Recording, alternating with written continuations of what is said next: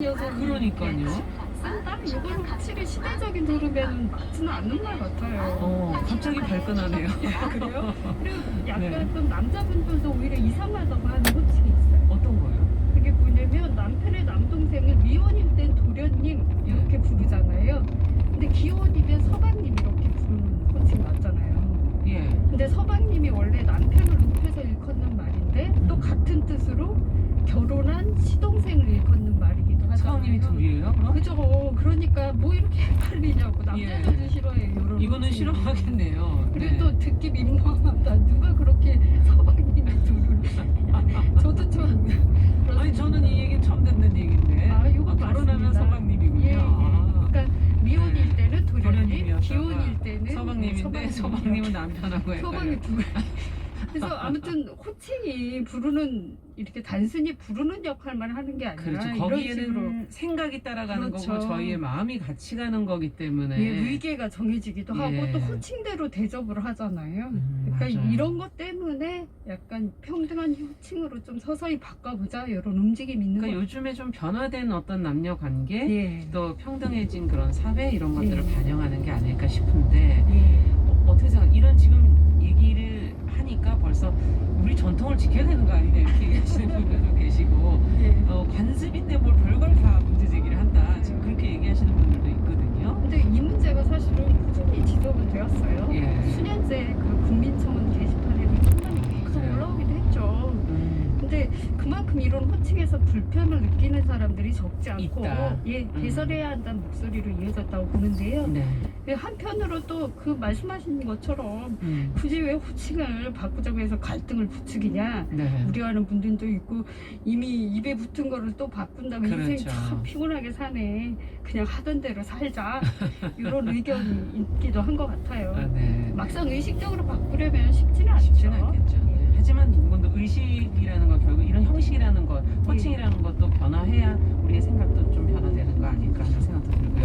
자 그럼 여기에 걸맞는 시는 참 없을 것 같은데. 그래도 그 곰곰 생각을 해보다가요. 예. 이게 참 사람만 호칭 때문에 불편을 느끼는 게 아니더라고요.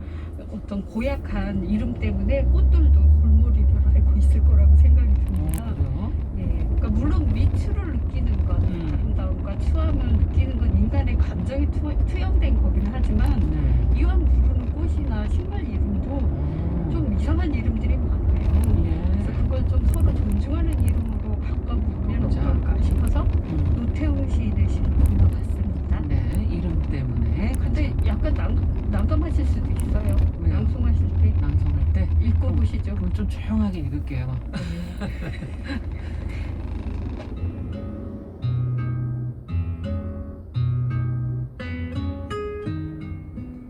이름 때문에 노태웅.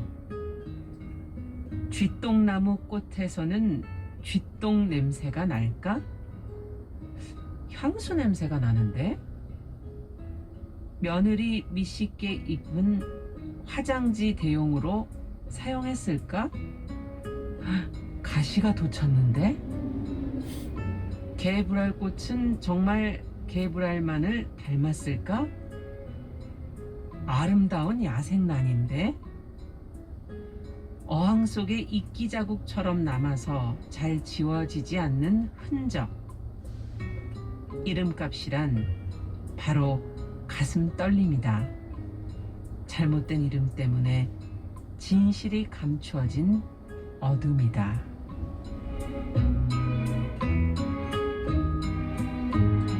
좀 힘드셨죠? 아니 이런 시는 가져오시면 안 되는 거 아니에요? 그간 지금 전문가시니까 다 소화를 아 잘하시는군요. 지금 얼굴이 시뻘개지면서 읽었어요 저. 좀 어감이 세죠. 세요 근데 어감이. 이거 우리가 발음하는 것만 해도 이렇게 얼굴이 붉어지는데 야 근데 이런 꽃들 이름은 이름 너무하죠. 꽃 어떻게 생긴 꽃이에요? 좀 봐야 될 그래, 것 같아요. 자료를 좀 자료를 갖고 오셨는데 준비해왔는데요. 유튜브로 보시는 분들은 지금 한 500여 분 되는데 지금 보실 수 있겠지만 다른 분들은 보실 수가 없어서 나중에 인터넷 들어오셔서 확인하시면 되겠습니다. 이게 무슨 꽃이에요? 쥐똥나무예요. 쥐똥나무. 근데 원래 까만 게 네. 블루베리 비슷하게 생기기도 했고, 네. 그러니까 흑구슬 나무 이렇게 이쁘게도 지을 수 있는데 쥐똥처럼 까맣게 이렇게 알알이 맺혔 그렇군요. 이게 열매가 맺혔다고 쥐똥나무. 해서 그러면 예. 다른 것도 좀 보죠. 아까 며느리 뭐 쉽게 네. 네. 저거는 줄기를 가만 보시면 가시가 이렇게 뾰족뾰족 드러나 있어요. 이야. 근데 이거를 며느리 이렇게 어떻게 있도록 씻을 수가 없죠. 줄을 뜯어준다고 네. 하니 참 그렇군요. 이것도 성차별적인. 마지막에 큰 개불할 거. 근데 저렇게 이쁜 개불할 꽃은 다 꽃이 다 이뻐요. 예. 이름을 좀 예쁘게 졌으면 정말 더 좋았을 텐데 하는 아쉬움이 드네요. 그러니까 이게 네. 그 식물 학명인데요. 원래 그게 이제 우리말로 그 일본 학자가 이렇게 지은 것을 우리말로 번역한 꽃 이름이에요. 그걸 그대로 갖다 쓰니까. 몹쓸 이름. 예, 그래서 예. 저렇게 좀 막측한 이름이기도 한데요. 예. 그 예를 들어 이 며느리 미식게 있죠. 예, 예. 아까 그거 살짝 설명을 해드리면 이게 일본어로 마마코노 시리누걸이 이거에서 유래한 이름인데요. 네. 예를 들어 의붓자식의 미식게라는 뜻이에요. 그러니까 우리말로 번역을 하면서 의붓자식이 며느리로 바뀐 거죠. 근데 이게 약간 유래가 있잖아요. 뭐 이제 안 좋아하는 마음이 있는 거 아니에요? 이 그렇죠. 안에는 이 가시가 약간 있는 혐오가 걸. 있죠. 오. 그러니까 며느리가 이제 밭에서 일하다가 큰일 날 보고 일이네. 이제 급하니까 이걸 갖다 어머니한테 줬다는 풀 거예요? 달라고 하니까 저렇게 가시 덮친 풀을 이렇게 닦도록 줬다. 갑자기 예. 그러니까 약간 저렇게 이거 이름 가시가- 바꿔야 되겠어요. 저렇게 가시가 많은 풀로 밑을 닦는다는 발상 자체가 고약하죠. 이제 상대를 대하는 마음이 호칭이 있는 거기 때문에 그렇죠. 호칭을 좀 더 제대로 불러야 되겠다. 예, 이런 그렇죠. 생각이 제 드네요. 이름값을 해주도록 존중을 해줘야 합니다. 네. 그래서 살짝 알아보면 아까 그 큰 개불알 풀은요, 봄 소식을 전해준다고 해서 봄까치꽃. 학자마다 좋아요. 좀 부르는 이름들이 다릅니다. 좋은 이름으로 예, 바꿨으면 그런 좋겠어요. 이름이고요. 또 며느리 미식개는 사광이 아제비 또는 사광이 풀, 뭐 이렇게 사광이 여러 풀. 가지로 불리더라고요. 네. 그러니까 식물이든 사람의 호칭이든 제대로 대접해주는 게 그 한 사람을 존중하는 일 아닌가 싶어요. 그러네요. 오늘 신민아 시인과 함께한 시시한가 어떤 말을 써야 될지 호칭 문화에 대해서 한번 생각을 해봤습니다. 오늘 말씀 잘 들었습니다. 감사합니다.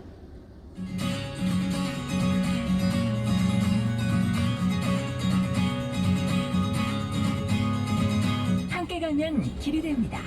여러분과 함께하는 정용실의 뉴스 브런치. 월요일부터 금요일까지 방송됩니다.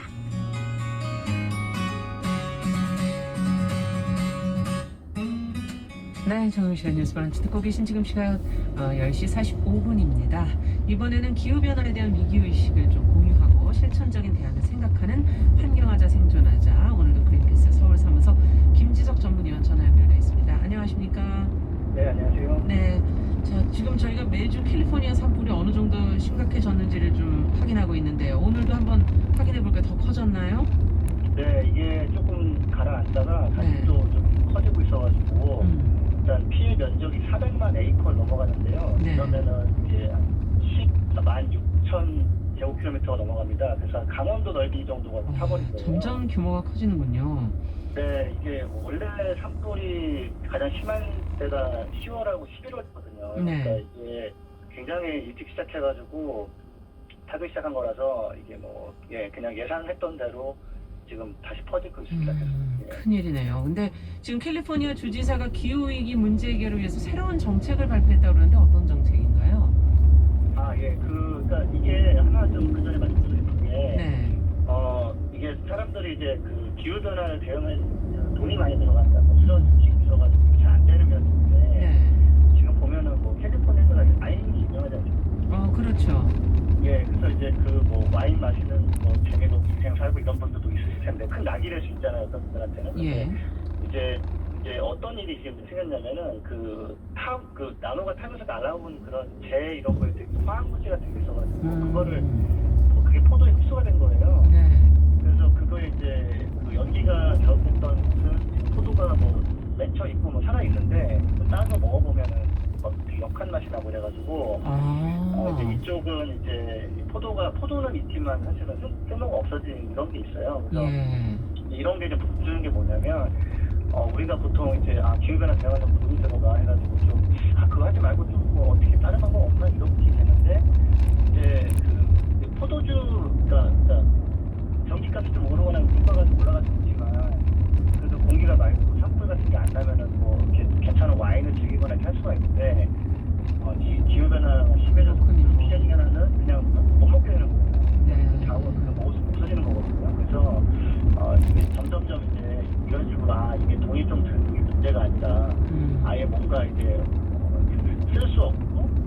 되는 게 문제구나라는 거를 좀. 더 피부로 와닿으시는 그런 상황이 되고 있네요. 네, 그리고 제가 이거 그 방송 접속해 시시한가 제가 좀 재밌게 듣고 있는데 예. 우리가 이름 가지고 얘기를 하지 않습니까? 중요하지만 이제 그런 식물들도 다 그냥 죽어 없어질 수 있거든요. 그냥 그렇죠. 불타거나 날아가지고 그래서 그런 문제라는 걸 다시 한번 좀 상기를 드립니다. 네. 그러면 캘리포니아에서 지금 새로운 정책을 발표했다는 건 어떤 정책인가요? 네네, 그러니까 이런 상황이 이러다 보니까 그 정치인들도 사실은 그 뭐 휘발유차, 디젤차 다들 타고 있는데 네. 그거를 뭐 그만 팔아라 이렇게 말하기 쉽진 않거든요. 예. 예, 이거 뭐 그쪽으로 일하는 사람들도 많고 회사들도 뭐 협력업체들도 그렇죠. 조성되고 있고 한데 이제 상황이 이 정도 되니까 그 캘리포니아 개빈 뉴섬 주지사가 약간 지난 소식이긴 한데 9월 23일에 자 2035년부터는 휘발유차나 디젤차를 모두 판매 금지한다. 네, 더 이상 이런 물건이 다니면서 이렇게 산불을 더 심하게 만드는 기후 위기를 더 만드는 거는 우리가 더 이상 허용할 수 없다라고 선언을 했습니다. 네, 약간 좀 깜짝 발언처럼 나온 게 좀 있는데 네.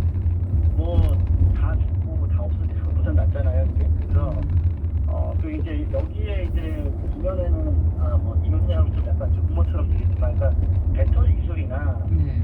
그 태양광 풍력으로 전기를 만들어서 충전하는 기술 그런 것들이 충분히 싸지고 있기 때문에 예, 좀 더 이제 시간이 지나면 이렇게 해도 사실은 뭐 많은 시민한테 부담이 된다거나 그렇지 않다라는 거죠. 예.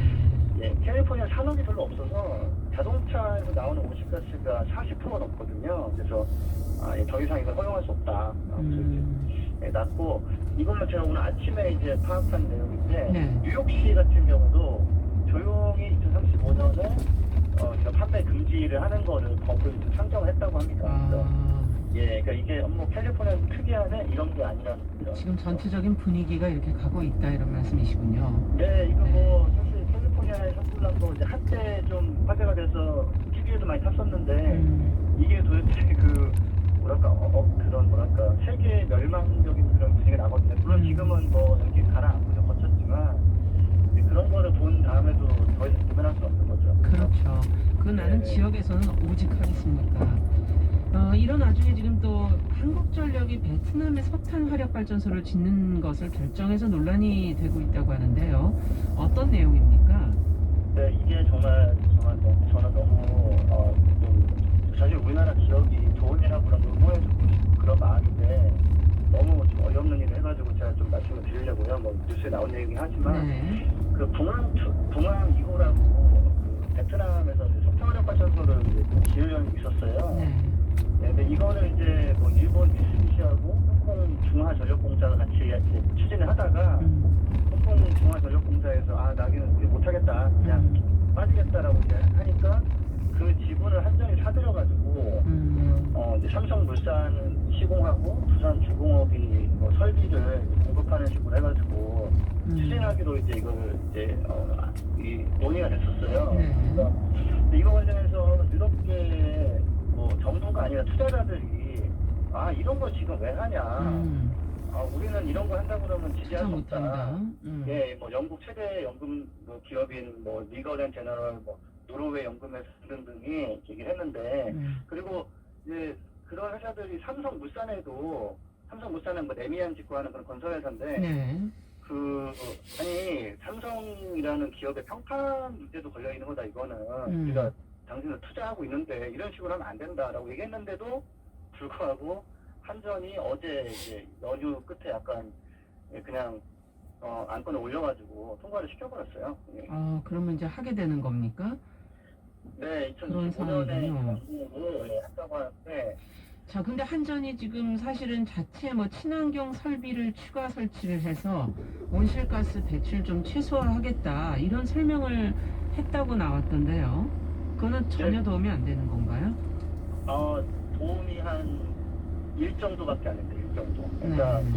그러니까 초 임계하기로 해가지고 뭐 압력을 최대한 높여서 수율을 높이는 건데 네. 그렇게 했을 때 뭐 이산화탄소 배출량이 한 5% 정도 줄할 거예요. 네. 근데 지금 저희가 방송 때 계속 말씀드렸지만 지금 2030년까지는 뭐 온실가스 한 50% 줄여야 되고 2050년에는 제로를 만들어도 음. 최악을 피할까 말까 하는 상황인데 네. 네, 겨우 5% 줄이는 거를 저렇게 해가지고 하면서 해결 안 이거를 이제 된다. 네, 이걸 뭐 친환경이네 이렇게 얘기하는데 아까도 정말 그 오늘 그 시야사에서 이름을 붙이는 게 더 중요한데 이거는 절대 친환경이 아니거든요. 근데 자꾸 우기는 거죠. 이 친환경이라고. 네. 아, 왜 우리나라 기업이 이런 짓을 정말 부정 기업이 이런 기후위기 시대에 하는가에 대해서 이거를 또 반대하려고 청소년 그들이 앞에서 시위도 하고 그랬거든요. 네. 그다음에 뭐 정치하는 엄마들이라는 그런 시민단체도 단체도 나가서 있습니다. 네. 예, 이런 거 하지 말라고 앞에서 얘기했는데 그냥 묵살하고 그냥 통과를 시켜버렸습니다.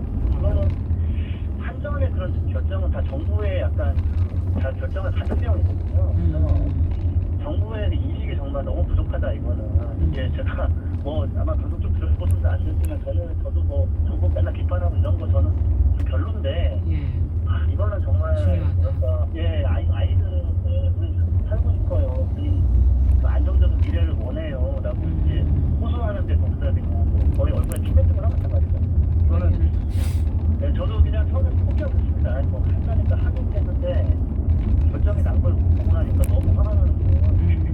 네, 거기에서 추가로 이게 돈 벌려고 한다는 얘기를 하고 하는데 네. 예, 예, 좀 이게 장기적으로 봐야 되는 거 아닐까 하는 생각도 드네요. 네, 왜냐면 이게 2025년도에 완공인데 네. 25년간 그냥 열심히 돌려서 돈을 벌면 이익입니다 이렇게 하는 거예요. 근데 지금 같은 상황에서 이거 세조폰을 주려고 이제 뭐 전 그런 세계적인 기후. 예 자기들이 뭐 만드는 물건들도 못 팔게 하는 상황인데 네. 과연 이걸 돌리게 줄 것인가? 돈도 안 될 일을 한 것도 많이 우려되고 있는데 이걸 하는 거라서 씁쓸하시군요. 예 너무 불안합니다. 네. 이러면 안 됩니다. 정부와 한전은 자세한 얘기를 조금 다음 네. 시간에 한 번 더 해보도록 하죠. 환경하자 네. 생존하자 그린피스 서울사무소 김지석 전문위원과 함께 이야기 들어봤습니다. 감사합니다. 감사합니다. 네, 조효실의 뉴스 브런치 화요일 순서 여기서 이제 마무리하고요. 저는 내일 오전 10시 5분에 찾아뵙겠습니다. 감사합니다.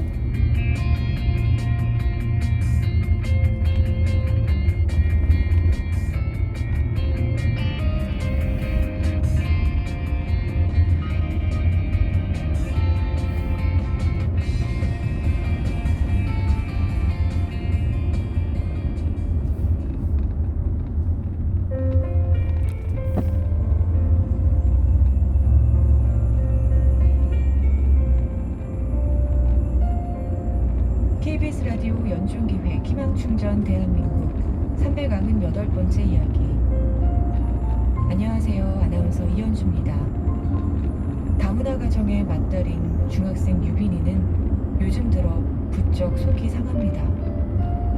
심장 이상으로 쓰러진 아빠가 엄마에게 더 이상 고생하지 말고 필리핀으로 돌아가라고 말했기 때문입니다.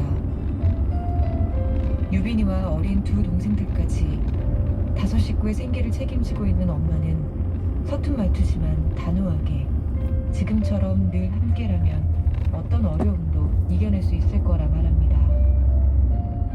오늘도 유빈이는 엄마의 말을 가슴에 새기고 씩씩하게 앞으로 나아갑니다.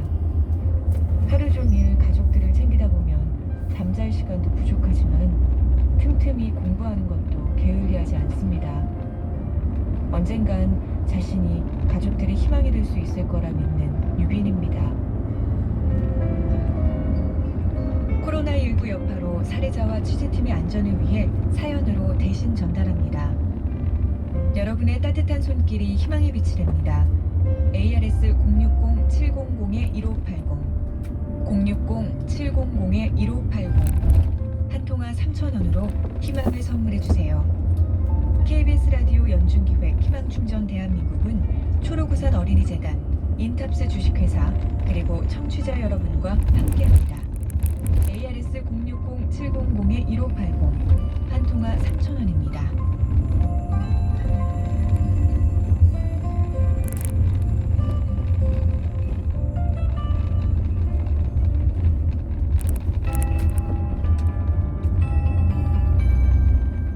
KBS 58분 날씨.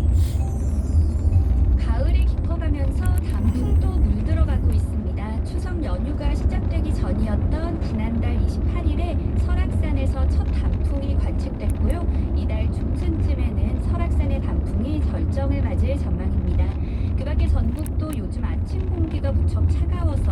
점차 단풍이 들어가기 시작할 텐데요. 어제와 오늘 아침 기온은 예년 이맘때보다 3, 4도 정도 낮았습니다.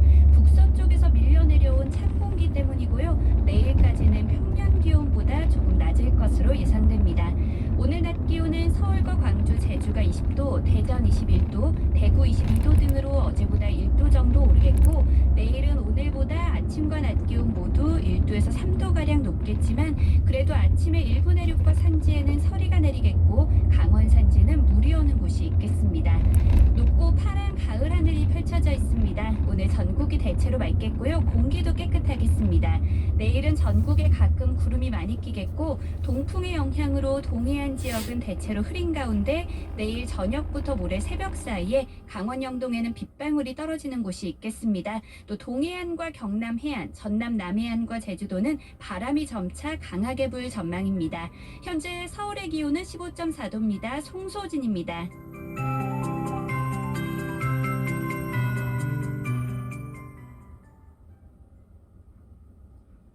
한국인의 중심 채널 KBS 1라디오가 11시를 알려드립니다.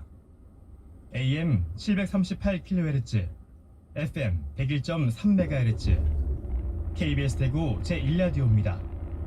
HL KG.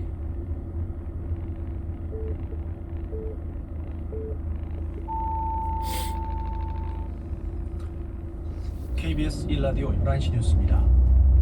국내 코로나19 신규 확진자 수가 하루 새 75명이 늘어나 엿새째 두 자릿수로 감소 추세를 유지하고 있습니다. 중앙방역대책본부는 오늘 0시 기준 신규 확진자 수가 75명으로 누적 확진자 수는 24,239명으로 집계됐다고 밝혔습니다. 신규 확진자 중 국내 발생 사례는 66명, 해외 유입 사례는 9명입니다. 국내 발생은 지역별로 보면 경기가 34명, 서울이 13명, 인천 4명으로 수도권에 집중돼 있습니다. 이 밖에 전북 9명, 부산 3명, 대전 2명, 울산 1명 등입니다. 현재 1,734명이 격리돼 병원 치료를 받고 있으며 이 중 위중, 중증 환자 수는 105명입니다. 코로나19에 걸려 치료 중인 도널드 트럼프 미국 대통령이 이번 사흘 만에 백악관으로 돌아왔습니다. 트럼프 대통령은 현지 시간 5일 오후 6시 40분쯤 입원해 있던 월트 리드 군 병원에서 헬기를 타고 백악관에 도착한 뒤 백악관 발코니에 마스크 없이 모습을 드러냈습니다. 병원 출발 전 흰색 마스크를 쓰고 나타난 트럼프 대통령은 취재진의 질문에 매우 감사하다는 말만 한 뒤에 답변하지 않았습니다. 의료진은 트럼프 대통령이 여전히 다른 사람에게 바이러스를 전파할 가능성이 있다며 이번 주말이 고비가 될 것으로 보인다고 전망했습니다. 또 트럼프 대통령이 호흡기와 관련해 어떤 문제도 없으며 지난 24시간 동안 상태가 좋아졌고 지난 72시간 동안 열이 없어 해열제를 복용하지 않았다고 밝혔습니다.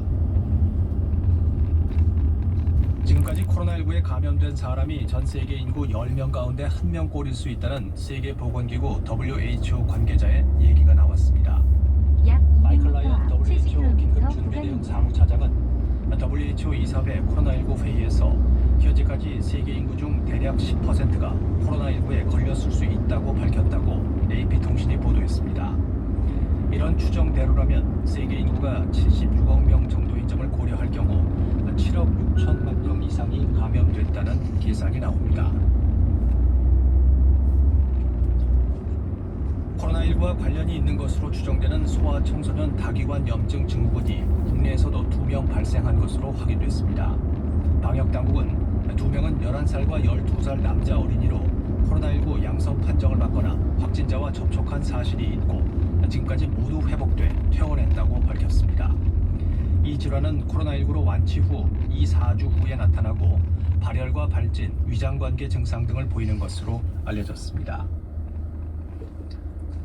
경기도 포천의 한 육군부대에서 나온 코로나19 확진자가 어제까지 37명으로 확인됐고 감염원과 감염 경로에 대한 민관군 합동조사가 진행되고 있습니다.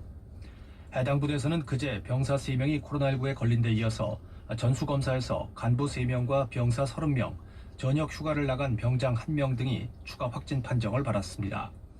이는 전체 부대원의 15%나 되지만 아직 감염 경로는 확인되지 않고 있습니다. 유럽에서 코로나19가 급속도로 재확산하고 있습니다. 프랑스의 하루 확진자는 16,900여 명으로 일주일 만에 최대 기록을 경신했습니다. 파리를 포함한 수도권에 최고 경계령이 내려지면서 파리는 2주 동안 술집을 전면 폐쇄하기로 했습니다. 영국은 하루 확진자가 12,000여 명으로 최근 1주간 평균의 2배 이상으로 치솟았습니다. 트럼프 미국 대통령의 코로나19 확진 여파로 폼페이오 미국 국무장관의 방한이 연기된 가운데 왕이 중국 외교부장도 방한 일정을 연기한 것으로 알려졌습니다. 한중 외교당국은 12일에서 13일쯤 왕이 외교부장의 방한을 협의 중이었던 것으로 전해졌습니다. 왕이 외교부장의 방한 연기는 폼페이오 장관의 방한 연기에 영향을 받은 것으로 보이며 일부에서 제기를 했던 10월 한반도 평화 프로세스 관련 깜짝 행사 가능성은 더 낮아졌습니다. 오늘은 전국이 대체로 맑은 가운데 낮과 밤의 기온차가 크겠습니다. 오늘 낮 최고 기온은 서울이 20도 등 전국이 18도에서 23도로 어제와 비슷하거나 조금 높겠고 중부 내륙 지역에서는 기온의 일교차가 15도 안팎까지 크게 벌어지겠습니다. 바다의 물결은 제주 남쪽 먼 바다에서 2에서 4m로 높게 일겠습니다. 동해안에는 너울에 의한 높은 파도가 밀려올 것으로 보여 유의해야 합니다. KBS 1라디오 11시 뉴스를 마칩니다. 지금까지 아나운서 이재홍이었습니다. KBS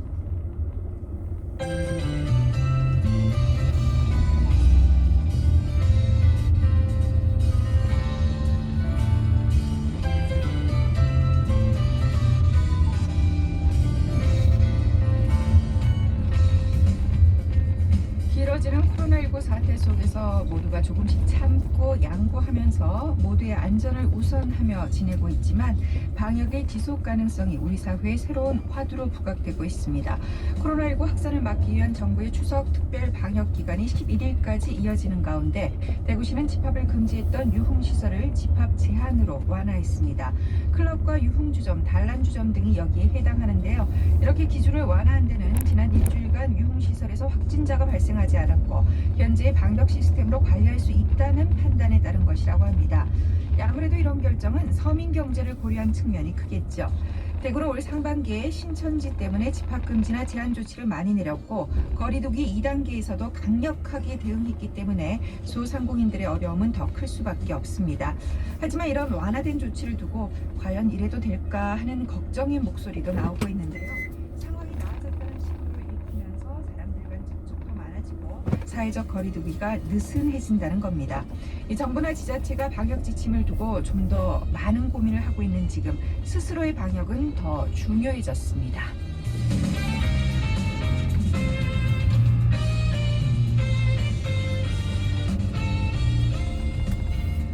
안녕하세요. 정성을 다하는 방송 KBS 대구 제1라디오 생생매거진 오늘 10월 6일 화요일 순서 시작합니다. 저는 아나운서 김명수입니다.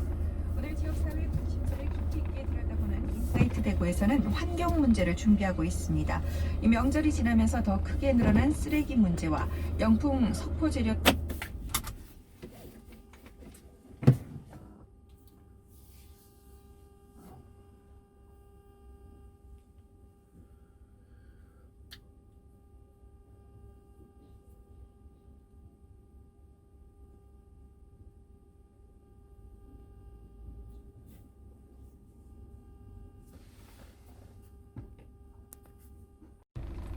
실제로 집행이 되면 경북 지역 총생산의 20%가 감소할 것이라는 이런 추정치도 있고요.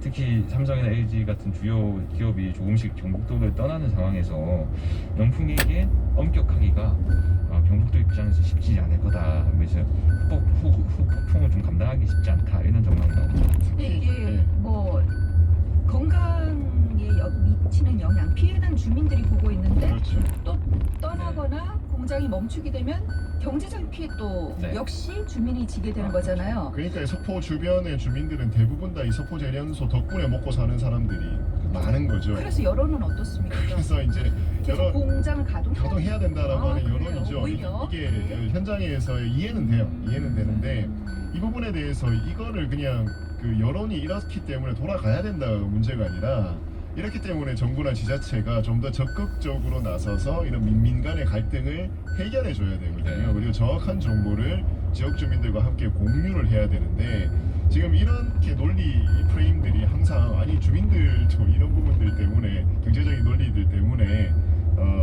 계속해서 이거를 뭐 눈 감고 쉬쉬하고 넘어가야 된다 뭐 이런 형태로 지금 논의들이 좀 잘못 진행이 되고 있어요. 저는 언론들도 이런 부분들에 대해서 좀 바로 짚어야 된다고 생각을 하고 무엇보다도 지역 정치권과 행정이 이런 그 제대로 된 정보를 공개를 하고 이 부분에 대해서 갈등이 일으키지 않을 수 있는 대안들을 만들어내고 함께 머리를 쫙 하는 것으로 저는 좀 논의들 발전적으로 좀 진행해야 되지 않나 싶습니다.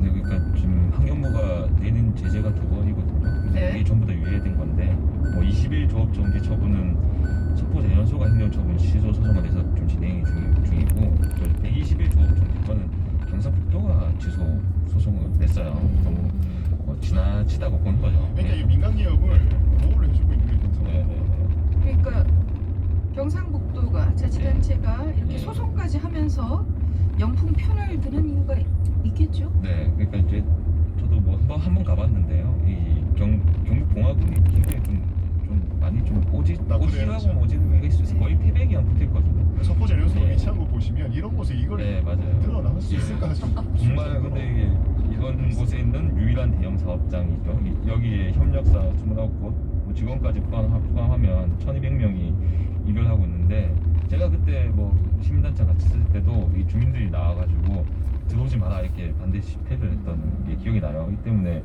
주민들은 공장 이전이나 폐쇄 이러면은 뭐 굉장히 민감하게 반응을 하고 있고요. 이 경북도는 뭐 여기에 대해서 환경부가 너무 지나치다, 너무 무리하다, 그런 일은 우리가 할 수 없다 이런 입장입니다. 근데 너무나 오랫동안 끌어오고 있는 문제이기 때문에 올해 국정감사에서도 또다시 거론될 것 같은데요. 단골 손님이 됐어요. 네. 석포 재련소. 네, 이강인 약 대표 300m 이사가 앞 이제 70km 국정감사 구간입니다. 증인으로 불려 나갈 처지인데 올해 3회 연속입니다. 그 한노인 지난달 24일 전체 회의에서 이강인 사장을 부르는 안건을 채택을 했고요. 이 대표를 증인으로 신청한 장철민 더불어민주당 의원은 2018년, 2019년 폐수 무단 방류로 촉구하게 됐는데 구속 조치가 적절하게 이루어지고 있는지 종합적으로 들여다보겠다 이렇게 밝혔습니다. 10년인데 연속인데 관행이라고 그냥 넘어가기에는 좀 오래된 이슈가 아닐까 싶습니다. 영풍 측의 입장은 어떠세요? 예, 저기 2015년부터 18년까지 1,400억 원을 들여서 환경개선 사업을 벌였고 내년 말까지 총 4,600억 원을 들여서 대대적인 환경개선을 추진하고 있다. 특히 12월부터는 국내 제조업계 최초로 무강물 시스템 운영이 들어간다. 이렇게 좀 자신을 하고 있고 다만 출석 여부는 조금 신중하게 고려해보겠다 이렇게 입장을 밝히고 있습니다. 일단 뭐 모방류 시스템 지금 했다라고 하고 있는데 이 부분에 대해서 좀 적극적으로 진행을 해야 될 거고 일단 석포 영풍 측에서 먼저 좀 적극적인 노력들이 필요하고 환경부도 이 부분에 대한 어떤 주민들 그 환경부와 경상북도는 주민들의 피해에 대해서 저는 조금 더 그 정보에 대해서 좀 투명하게 공개를 할 필요가 있다고 봅니다. 네. 인사이트 대구 매일신문 구민수 기자 인디공호삼 이창원 대표와 함께했습니다. 두 분 고맙습니다. 네, 고맙습니다. 감사합니다.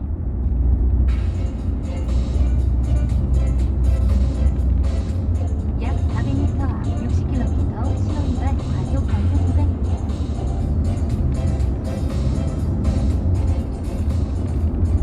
네, 생생매거진 오늘 함께하고 계시고요. 지금 시각 11시 32분 향하고 있습니다. 코로나19로 집에서 아이와 함께 생활하는 시간이 많아지면서 부모들의 양육 부담이 큰데요. 특히 장애가 있는 아이의 돌봄은 더 어렵습니다. 대구 서구교육지원청에서는 특수교육을 받고 있는 학생의 부모님을 대상으로 마음치유 부모교실을 운영하고 있는데요. 자세한 내용은 진사랑 리포터와 함께 알아봅니다. 네, 마음치유 부모교실은 자녀를 양육하면서 생기는 여러 어려움들을 공유하고 개개인의 마음을 치유하는 시간을 가지는 자리인데요. 학부모의 양육 스트레스를 해소하고 올바른 부모 역할을 수행하는 것을 돕는 데 목적이 있다고 합니다. 먼저 현장의 소리로 만나보시죠. 우리 어머님들이 우리 아이에게 올인하느라고 온 시간을 그냥 거기에 다 써야 되는 것처럼 여겨지는 분들이 많아요. 그러면 우리 어머님은 도대체 이 힐링을 어디서 할까? 서로 우리가 들어주는 거 있잖아요. 경청하기도 하고 지난주에는 반영하기도 하고 그랬는데 그럼 이번 시간에는 우리가 뭔가 다른 걸 더 찾아야 되잖아요. 이 집단 속에 나는 어떻게 있는가? 이런 생각을 좀 할 거거든요. 요 동그라미가 우리 집단 속이라 생각하고 그럼 이 속에 나는 어떤 모습 있는지를 그대로 느낀 대로 그냥 떠올린 대로 한번 표현해볼게요.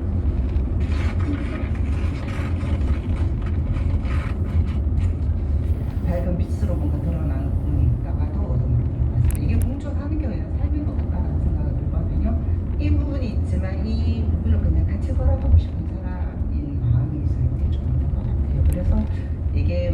밥분이든 무엇이든 같이 갖고 나가는 것이 되겠거든요. 어머니들이 일단은 프로그램에 참여한다는 것 자체가 양육에 대한 의지가 있으신 거고, 그리고 어머니들께서도 이렇게 같이 참여하면서 이렇게 유대감이 형성되고 하는 것 자체가 더 긍정적인 영향이 될 것 같아서 좋더라고요. 네, 이렇게 같은 상황에 놓인 부모님들이 만나서 전문가의 강의도 듣고 또 서로 이제 소통하고 정보도 나누면 힘이 되고 위로가 되겠죠. 네, 그렇습니다. 지난 9월 28일에 이 프로그램이 시작했는데요. 10월 30일까지 매주 화요일, 금요일 주 2회에 걸쳐서 총 10번의 상담이 실시됩니다. 이제 반 정도 진행이 된 건데요. 많은 임상 경험을 가진 상담 전문가와 함께하는 자리라서 더 도움이 되지 않을까 하는 생각이 듭니다. 서부교육청 특수교육지원센터 이윤희 교사의 얘기 들어보시죠.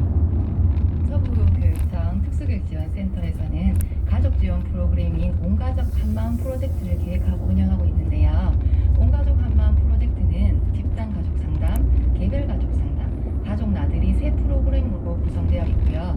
올해로 3년째 매년 집단 가족 상담 프로그램을 굿네이버스와 연계해서 실시하고 있어요. 사실 기존 집단 프로그램 같은 경우는 10명 이상의 대규모로 이루어졌었는데 이번에는 소규모로 진행을 하게 되었고, 초기 상담 과정이 길어서 부모님 본인의 삶을 다루는 시간이 부족한 것을 수정 보완해서 이번에는 부모 개인의 힐링과 치유에 초점을 맞추게 되었습니다. 그래서 프로그램명도 마음치유 부모교실이라고 이름을 붙였어요. 부모님이 행복해야 아이도 행복할 수 있듯이 지치고 힘든 마음을 이번 상담 프로그램을 통해서 조금이나마 치유되고 해소되어서 행복한 가정, 올바른 부모 역할을 잘 수행할 수 있는 기회가 될 수 있도록 다양한 가족 지원 프로그램을 운영하려고 노력하고 있습니다. 네, 이렇게 이번에는 부모 중심으로 좀 기존의 프로그램을 좀 수정하고 보완해서 상담을 진행하고 있는데요. 이 참여자들의 반응은 어떻습니까? 네, 추석 연휴 전에 제가 상담을 함께 했었는데요. 특수교육이 필요한 아이들을 키우는 엄마다 보니까 고민도 많았습니다. 항상 어떻게 키워야 하는지 궁금하고 정보가 많이 필요한데 아직 이런 프로그램이 있어서 마음에 와닿았다, 이런 말을 하시더라고요. 집단 상담이니까 앞서서도 얘기했지만 같은 환경에 놓인 분들하고 만날 수 있는 그런 기회가 되지 않겠습니까? 지쳐있던 마음도 보듬고 서로 공감대도 좀 형성할 수 있었겠네요. 네, 그렇습니다. 주변 엄마들하고 얘기를 하면 막연하게 말이 잘 통하지 않는 그런 느낌도 가끔 든다고 하더라고요. 아이에 대한 걱정도 시간이 지나면 괜찮다, 이런 식으로 넘어가 버리니까 진짜 하고 싶은 얘기를 못하고 넘어가는 경우도 있고요. 이런 프로그램에 참여하면 지금보다 조금이라도 더 나은 방법과 새로운 방법이 있을 것 같아서 찾아왔다고 합니다. 참여자들의 얘기도 담아왔습니다. 저는 두 번째거든요. 학교에서 이야기를 해줘서 첫 번째 프로그램을 참여하게 됐는데 프로그램이 너무 좋아서 참여하게 됐습니다. 우리 아이는 또래 관계가 힘들고요. 코로나 이후로 힘든 점은 아이랑 이제 뭘 하고 싶은데 할 수가 없다는 거, 불안해서 못하는 거죠. 일반 엄마들은 이해를 못하는 부분이 있잖아요. 그런 부분에 대해서 같이 공감을 할 수 있다는 거, 그게 좋은 것 같아요. 이렇게 좋은 프로그램을 엄마들이 많이 좀 참여했으면 좋겠어요. 참여해보니까 신선합니다. 신선하고 올 때는 마음이 설레기도 해요. 아이를 학교에 보낼 때는 아침에 안 일어나서 힘들고요. 밥 안 먹어서 힘들고요. 또 신발 신고 학교에 나가는 모습까지도 너무 누릿누릿해서 마음을 졸여요. 그래서 마음 졸이고 있다가 보통 아이를 보내면 집에서 TV 시청을 한다든지 뭐 커피를 마신다든지 이런데, 그래도 이런 좋은 계기가 있어서 집을 벗어나서 비슷하신 분들하고 또 아이를 잘 키우시는 분들하고 좋은 말씀을 들을 수 있으니까 좋아요. 오늘 소개해드린 마음치유 부모교실과 같은 이런 특별 프로그램들은 학교를 통해서 안내를 한다고 합니다. 이런 정보들을 그냥 무심히 지나치지 마시고 꼭 신청하셔서 도움받으시면 좋겠습니다. 네, 진사람 리포터 소식 잘 들었습니다. 네, 고맙습니다. 네, 이어서 이 시각 날씨와 교통정보 알아봅니다. 이민영 리포터. 네, 오늘 대구와 경북 지역은 대체로 맑겠습니다. 대구 22도까지 오르면서 어제보다 1도에서 3도가량 높겠습니다. 내일부터는 찬 공기가 서서히 빠져나가면서 낮부터는 내년 수준의 기온을 회복하겠고요. 오늘 미세먼지 농도 좋음 수준 보이겠습니다. 현재 대구 기온 18.2도, 습도는 45%입니다. 이어서 교통정보입니다.